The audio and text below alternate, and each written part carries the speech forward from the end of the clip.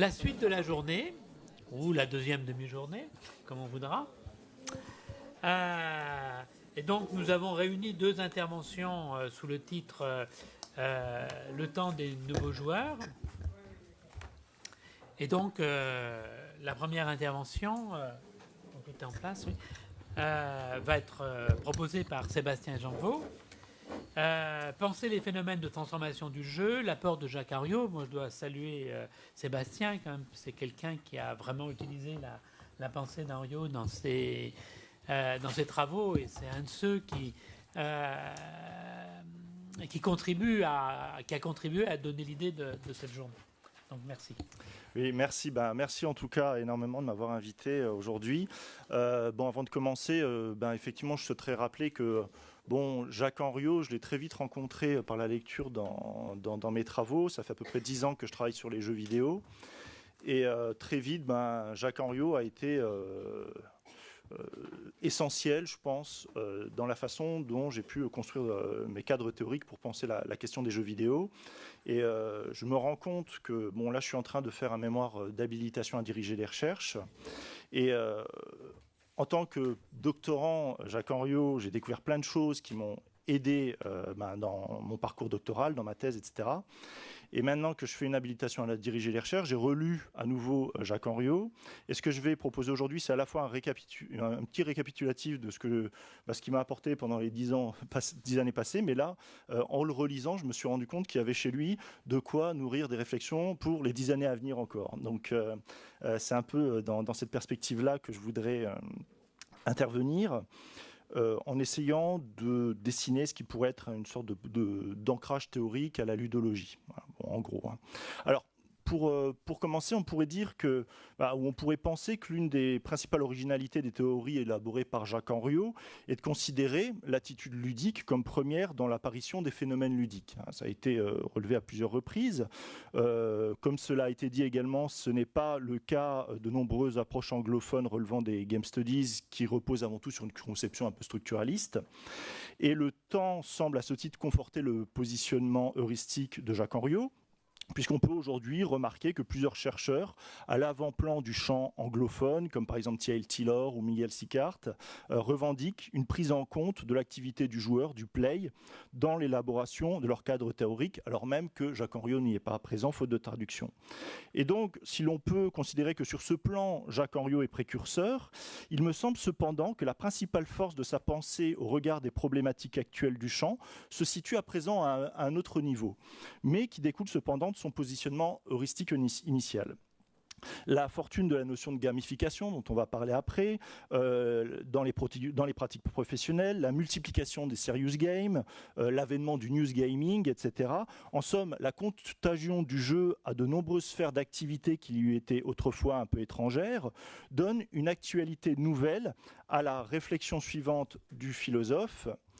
Le monde où je vis est un monde où il est de plus en plus question de jeu. Non seulement parce qu'il me semble que l'on y joue chaque jour davantage, mais surtout parce que l'idée même de jeu s'applique constamment à de nouvelles situations, à des formes de conduite et de pensée auxquelles il eût paru récemment encore inconvenant de l'appliquer. Et donc, en mettant l'emphase sur le jeu comme une idée susceptible de se transformer à travers les époques et les lieux, Jacques Henriot pose, selon moi, les fondements d'une pensée du jeu permettant de comprendre et d'analyser ce phénomène comme un processus mouvant et changeant. Ceci est un nouveau défi posé aux théorisations du jeu qui s'était construite autour du modèle canonique du jeu, tel qu'il a été notamment élaboré par Johan Huizinga puis par Roger Caillois. Le jeu s'y définissait à partir d'une suite de critères intrinsèques. Il était libre, gratuit, séparé du quotidien, etc. Et la multiplication et la mutation des phénomènes ludiques montrent que ces définitions sont elles aussi des constructions culturelles, reflétant avant tout une certaine idée de ce qu'est cette chose nommée jeu, pour reprendre l'expression de Jacques Henriot. Jacques Henriot cherche à ce titre à s'écarter de ce genre de définition qu'il qualifie de descriptive dans son ouvrage Sous couleur de jouet. Et il y aurait un invariant anthropologique du jeu chez les hommes, l'attitude ludique, mais ceci se ferait cependant des idées distinctes de ce même phénomène, la conception du jeu et les objets qui renvoient à cette activité étant toujours susceptibles d'évoluer. comme il le dit, pour qu'une structure ludique qui n'ose pas encore dire son nom puisse faire l'objet d'une approche et d'une appréhension conceptuelle qui conduisent à lui attribuer ce nom, il suffit que l'on adopte envers elle l'attitude que l'on adopte envers ce que l'on appelle habituellement un jeu.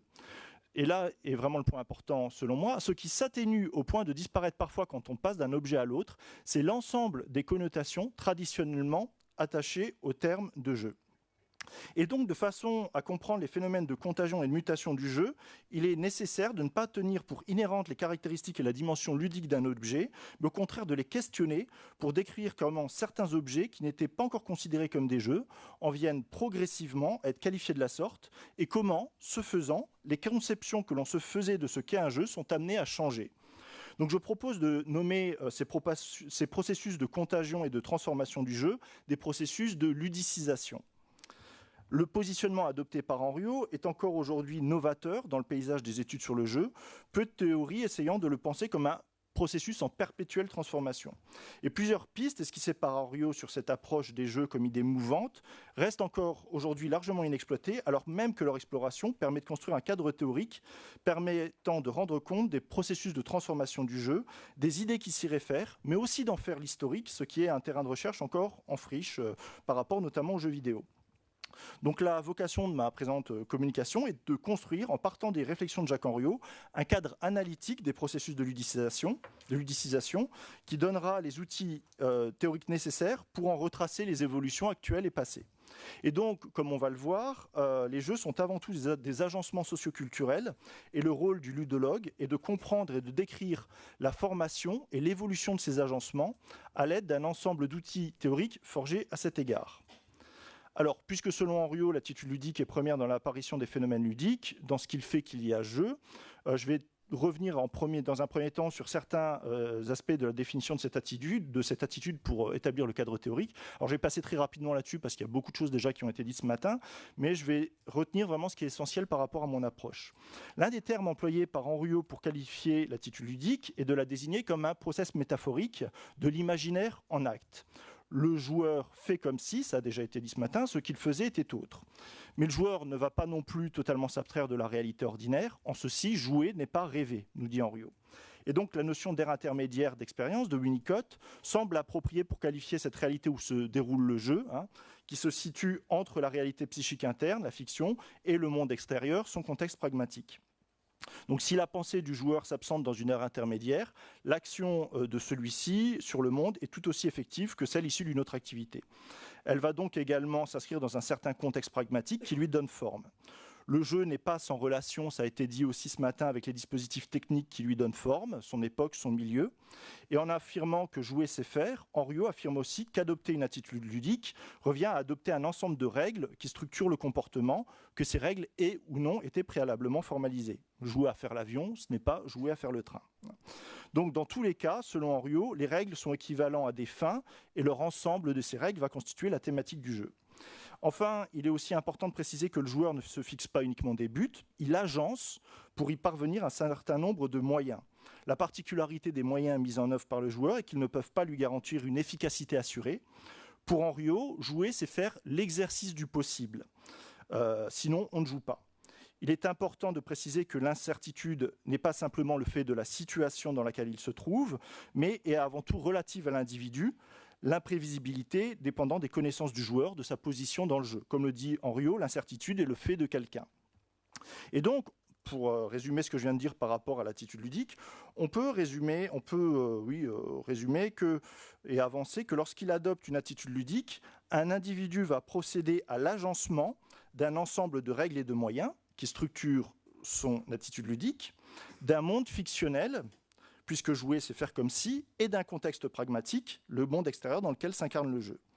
Et il semble important de souligner que cette précédente... il semble important de préciser la définition du terme d'agencement. Comme je vous l'ai dit, jouer, c'est agencer aussi. Et le terme d'agencement est employé à plusieurs reprises, d'ailleurs, par Henriot, pour qualifier ce que l'on fait quand l'on joue.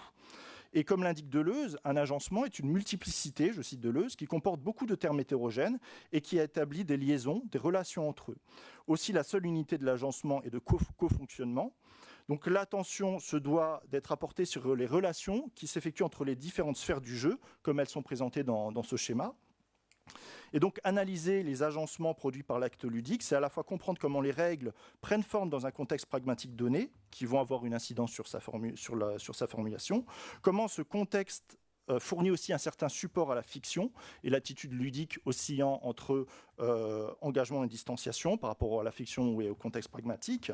Et c'est aussi analyser comment la fiction est régie par un certain nombre de règles qu'elle permet conjointement d'appréhender. Par exemple, l'utilisation du médiéval fantastique dans les jeux vidéo est très commode puisque cela permet aux joueurs d'appréhender très facilement qui sera l'ennemi, qui sera le soutien éventuel, etc., en jouant sur un ensemble de références intertextuelles et intermédiales.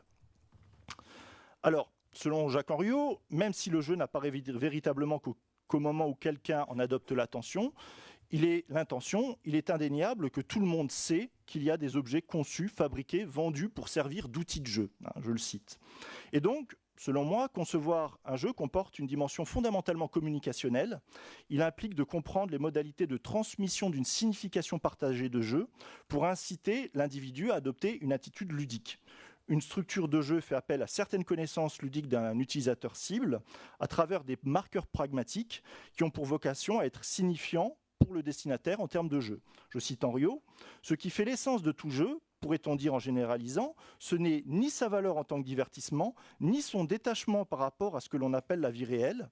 C'est le fait que la situation à laquelle il donne sens offre un nombre déterminé de caractères objectivement repérables, définissables et analysables. » Et donc, à mon avis, il est nécessaire de décrire de quelle façon les objets qui revendiquent être des jeux peuvent s'inscrire à certains égards dans des dimensions que l'on confère usuellement à l'activité pour signifier que ceci est un jeu. C'est une expression de Bateson. Cela n'exclut pas la possibilité de trouver dans ces mêmes objets d'autres caractéristiques qui vont à l'encontre des canons établis du jeu, puisque ce dernier aspect peut amener le terme de jeu à s'appliquer à des réalités nouvelles.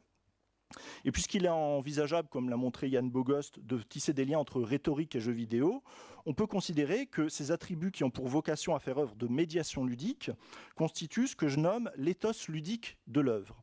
Alors, selon Nicole Pigné, le concept d'éthos, issu de la rhétorique classique, désignait les traits de caractère que l'orateur devait montrer à l'auditoire pour donner de l'autorité à ce qu'il disait et garantir son discours. Il s'agit en somme de construire un univers où l'utilisateur peut se retrouver et évoluer en connivence. L'éthos est à comprendre aussi comme une notion un peu porteuse d'un système de valeurs.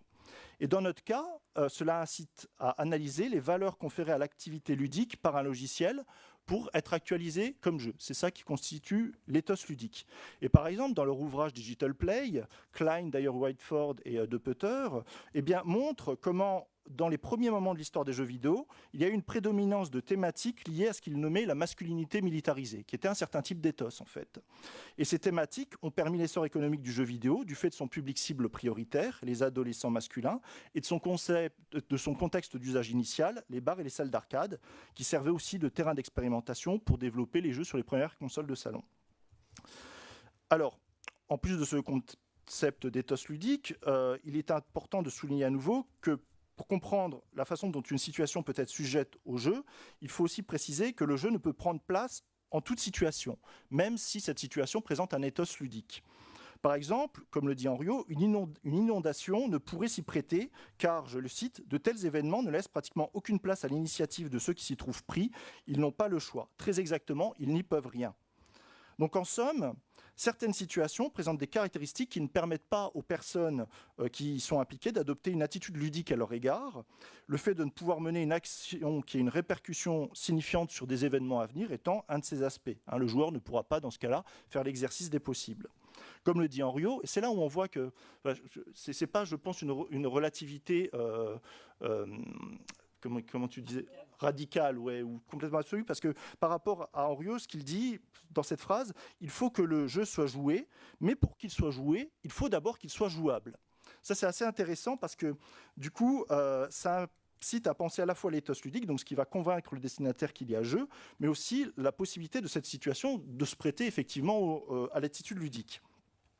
Alors, si certaines situations ne permettent pas à l'individu d'adopter une attitude ludique, d'autres, en revanche, présentent des traits qui rendent son adoption plus aisée. Elles présenteront une plus grande jouabilité. Comme le dit Henriot, je me propose de théoriser sous le nom de jouabilité ce qui, sur le plan purement structural, fait d'une situation un jeu potentiel. Et donc, bon, j'ai par exemple avancé dans un article qu'on pouvait analyser la jouabilité d'une situation par rapport au degré de contingence qu'elle permet. Alors, ce qui est important en même temps, c'est qu'il faut à nouveau souligner que la jouabilité d'une situation, son adaptation à l'attitude ludique, dépendra aussi de l'individu qui l'actualise. Ça serait trop simple sinon. Une même situation peut très bien présenter un caractère de jouabilité pour un individu, tout en étant injouable pour un autre. Et ça incite à nouveau à s'écarter de l'essentialisme des traits de caractère de jouabilité d'une situation, quoi. Par exemple, le Monopoly est jouable à condition de savoir compter. Et il y a un âge recommandé pour pouvoir jouer au Monopoly qui est 8 ans. Et vous pouvez aussi avoir des situations qui sont jouables sans être des jeux. Par exemple, tout le monde a dû jouer au logo au moins une fois de Papert, qui n'est pas considéré comme un jeu, qui ne se présente pas comme un jeu, mais qui est jouable. Bon, ben voilà. Donc il peut y avoir des situations qui sont jouables, mais qui ne sont pas nécessairement présentées comme des jeux, et à l'inverse, des situations qui sont présentées comme des jeux, mais qui peuvent être très bien injouables. Et ça, tous les joueurs de jeux vidéo le savent, sont toujours au moins une fois tombés sur un jeu qui était complètement injouable, même s'il se revendiquait être un jeu. Alors ce qui est intéressant dans ce Monopoly, là, c'est qu'en même temps, c'est un Monopoly Nintendo. Donc on voit bien comment le Monopoly, ici, joue à la fois sur un certain ethos ludique, qui fait référence à l'univers de Nintendo, etc., pour inciter son destinateur à adopter une attitude ludique. Et donc, comme j'ai dit, il ne faut pas confondre ethos ludique et jouabilité. Et alors, ce faisant, en comportant une certaine jouabilité, un certain ethos, un outil de jeu va aussi s'adresser à certains types de joueurs qui sont susceptibles de disposer des compétences et des connaissances ludiques nécessaires. Donc, en somme, une structure de jeu dessine un joueur modèle qui n'est pas nécessairement le joueur empirique, mais qui a en tout cas une stratégie interprétative que met en forme la structure de jeu pour constituer l'ensemble de ces interprétations légitimables. Le joueur modèle témoigne du contexte pragmatique pour lequel la structure de jeu a été initialement conçue, ce qui n'empêche aucunement les réappropriations. Comprendre le rôle du contexte initial dans la mise en forme du joueur modèle et l'itinéraire des appropriations successives de la structure peut être aussi le rôle d'une socio-histoire des jeux vidéo qui reste à faire. Alors je vous donne un exemple. SimCity est par exemple aujourd'hui utilisé dans les salles de classe alors que ce n'était pas sa vocation première et qu'il présente certaines caractéristiques qui peuvent offrir de la résistance à ces nouveaux contextes, par exemple le temps d'une partie. Et donc ce qui est intéressant aussi, c'est de prendre en considération les résistances et complémentarités qui peuvent s'effectuer entre le contexte de réappropriation et le joueur modèle de la structure de jeu. Donc le schéma que j'ai proposé peut être mis à jour de cette façon-là. Alors j'ai oublié de le dire, mais petite parenthèse, c'est vraiment un résumé que je fais là par rapport à un article qui est disponible à partir d'aujourd'hui sur mon site web, donc ludologique.com. Donc si vous voulez revenir sur les schémas, etc., il suffit d'aller sur mon site web et vous pouvez télécharger l'article. Je l'ai mis en ligne ce matin. Voilà. Donc là, on voit comment les différents termes que j'ai déclinés, joueur modèle, jouabilité, ethos ludique, s'articulent par rapport au contexte pragmatique, à la fiction et à la structure du jeu. Et alors, ce qui est important également, c'est que, comme dans tout agencement, et là je me réfère à Deleuze et Guattari, dans le cadre des agencements de jeu, on peut faire la distinction entre le plan du contenu, la structure de jeu, le game, et le plan de l'expression, qui est le play. Et les deux étant en présupposition réciproque. À mon avis, c'est ça qui est important. Le joueur modèle s'inscrit dans un contexte pragmatique, mais il invite aussi à le produire à travers une certaine stratégie interprétative. L'ethos ludique puise dans des référents fictionnels pour constituer un système de valeurs, mais cet ethos ludique a aussi vocation à persuader un destinataire à adopter une attitude ludique. Et les règles de la structure de jeu comportent une certaine jouabilité qui structurera l'attitude ludique, mais celle-ci peut aussi amener à modifier les règles, soit en ajoutant des règles informelles, soit en faisant évoluer la structure de jeu elle-même. Et donc, comme l'a dit Henriot, jouer, c'est aussi faire procéder à un agencement de moyens. Et il est important de préciser que tout agencement s'inscrit dans un territoire qui fait la singularité de chaque agencement. Là, je recite Deleuze. Tout agencement est d'abord territorial. La première règle concrète des agencements, c'est de découvrir la territorialité qu'ils enveloppent. Le territoire fait l'agencement. Donc le territoire du jeu, c'est bien sûr l'aire intermédiaire d'expérience qui fait le lien entre les trois sphères décrites dans ce schéma. Je recite Deleuze, le territoire est fait de fragments décodés de toutes sortes, empruntés au milieu, mais qui acquièrent alors une valeur de propriété. Analyser les territoires de jeu, c'est donc comprendre comment chacun des termes mis en avant dans ce schéma forme, à travers leur friction et leur complémentarité, un agencement particulier. Par exemple, si on reprend le cas de Space War dont il a été question ce matin et qu'on le rééclaire à la vue de ce cadre théorique, eh bien, effectivement, Space War était le produit d'un certain milieu, le MIT, développé par des étudiants ingénieurs qui disposaient de certaines compétences ludiques pour l'actualiser et qui partageaient aussi des référents fictionnels communs, notamment une fascination pour la science-fiction, de même que certaines valeurs accordées à l'activité ludique, comme par exemple une fascination, le hacking était notamment une activité qui prônait la libre circulation de l'information, une ouverture des objets à leur modification, etc. Et donc, bien sûr, l'ensemble de ces éléments se retrouvent dans les propriétés de la structure de Space War, c'est-à-dire son ethos ludique, sa jouabilité et son joueur modèle. En revanche, dans Computer Space, la version commerciale de Bushnell du précédent jeu s'inscrivait quant à lui dans un territoire tout à fait différent et formait de ce fait un agencement tout autre. Il était développé à destination des salles d'arcade et des bars, et Bushnell modifia la structure du jeu pour y faire correspondre à un modèle économique.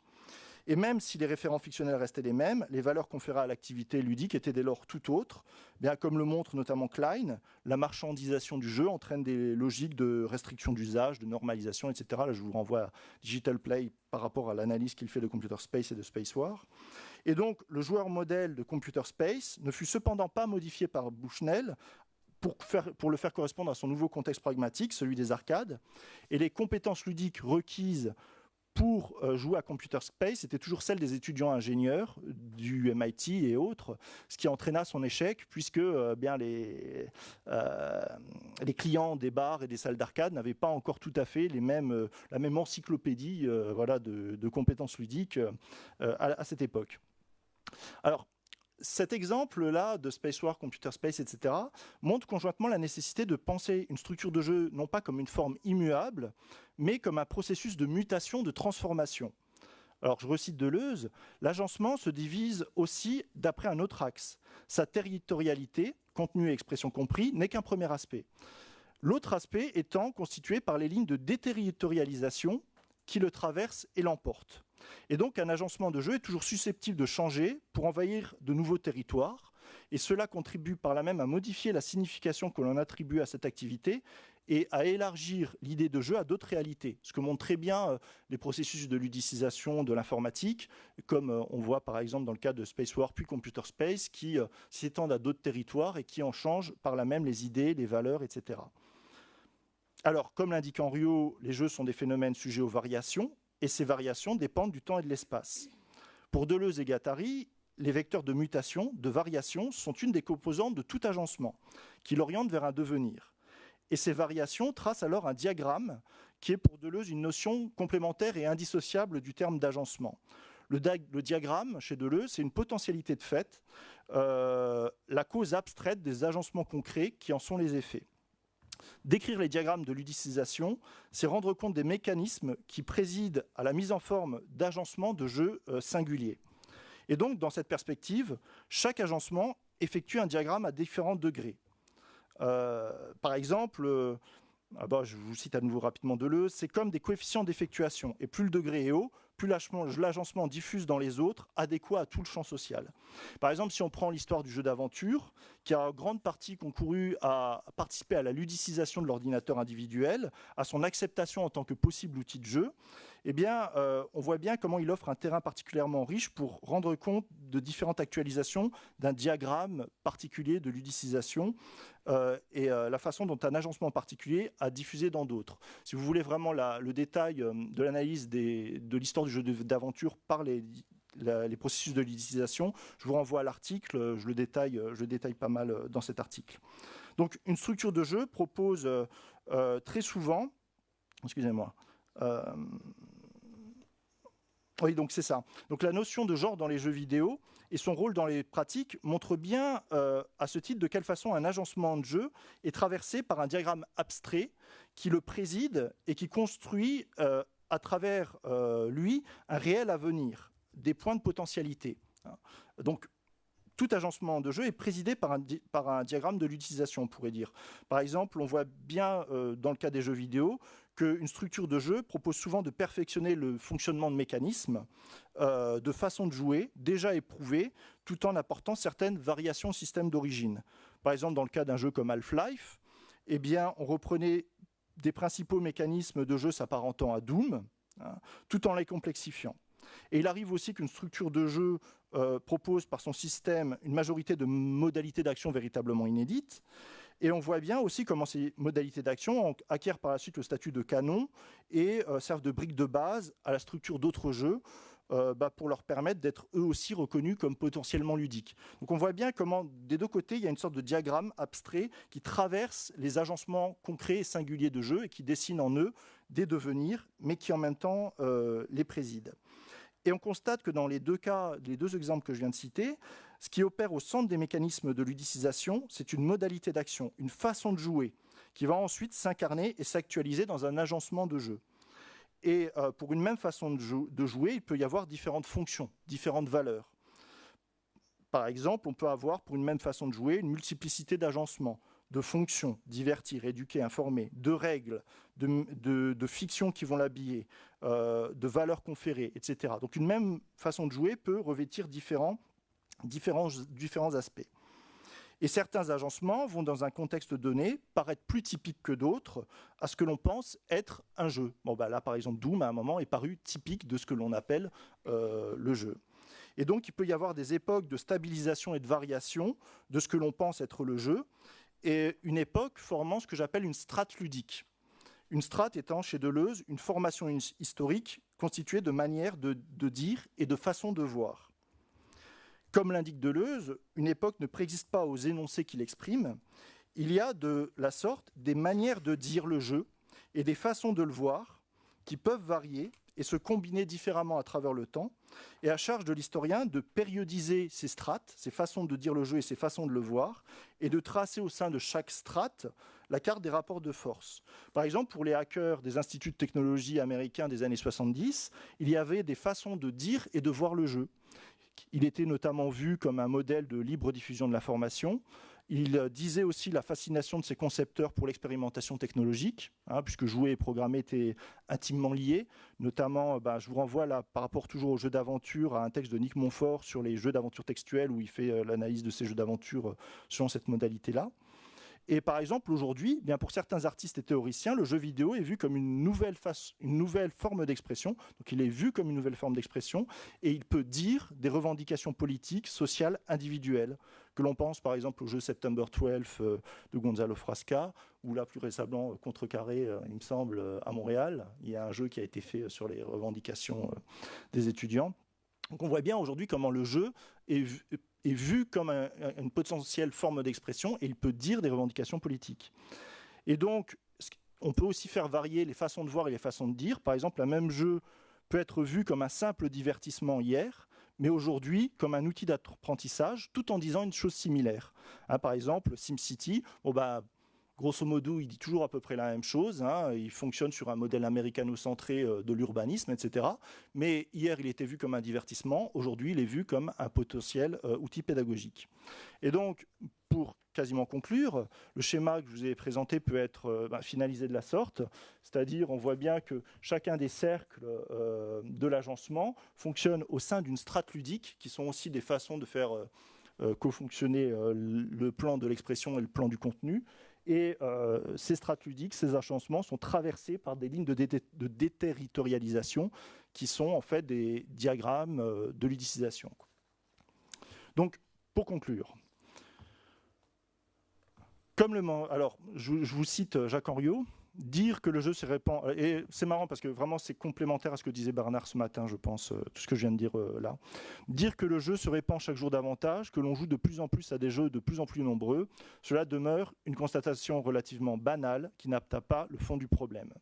Le plus important n'est pas là, mais dans le fait même que l'idée de jeu en vienne à s'appliquer à des réalités, à des situations, à des conduites à propos desquelles son emploi récemment encore paru déplacé, voire absurde ou scandaleux. Non seulement on parle de plus en plus volontiers de jeu, mais surtout on en parle autrement. Comme je l'ai dit, il y a des façons de dire le jeu. Et là, ça rejoint tout à fait ce que nous dit Henriot. Nous vivons à cet égard une véritable mutation à laquelle nous participons plus ou moins consciemment. Elle ne tient pas uniquement au fait que la pratique ludique se multiplie, se diversifie à l'extrême, mais aussi à ce que l'on en vient à qualifier de jeu ou de façon de jouer, des manières d'être et de faire, donc justement des façons de jouer, entre guillemets, que l'on considérait jusque-là essentiellement sérieuses et même dramatiques. Donc, il semble à ce titre important de considérer, selon moi, dans une analyse de façon conjointe, à la fois la façon dont l'objet game, mais aussi les pratiques play, agissent dans les processus de ludicisation de façon conjointe, de sorte à comprendre comment ces deux pôles, le game et le play, composent un agencement et comment, ce faisant, le confonctionnement de ces éléments participe à construire et à faire évoluer les phénomènes ludiques dans leur ensemble. Et c'est certainement le rôle d'une approche ludologique d'essayer de marier, d'allier une théorisation du game et une théorisation du play pour chercher à englober dans sa réflexion l'ensemble des phénomènes ludiques et leurs interactions. Voilà, je vous remercie.